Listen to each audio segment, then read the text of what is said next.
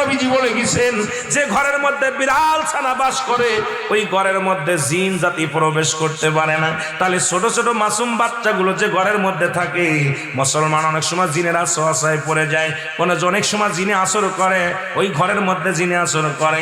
যে ঘরের মধ্যে বিড়ালকে আদর করে বিড়াল থাকে, ওই ঘরের মধ্যে বিলাই বিড়াল বিড়াল বিলাই বিলাই, এইটা যার ঘরের মধ্যে আছে এই ঘরের মধ্যে দুষ্ট জিনেরা আসতে পারে না। জোরে জোরে চিল্লায়া বলা যাবে না মারহাবা। একবার নবী সুলাইমান আলাইহিস সালাম শুনতে পাইলেন পাশের বাড়িতে একটা কুকুরকে কষ্ট দিয়ে বিষ পান করে মারে ফেলেছেন। নবী সুলাইমান আলাইহিস সালাম সেই বাড়িতে গেলেন, লোকজনদেরকে ডাক দিয়ে আনলেন। ও মুসলমান শুনে নাও, কুকুর একটা প্রভু ভক্ত। নবী সুলাইমান বললেন কুকুর হত্যা করা যাবে না, কুকুরকে ভালোবাসতে হবে, তবে ঘরের মধ্যে না।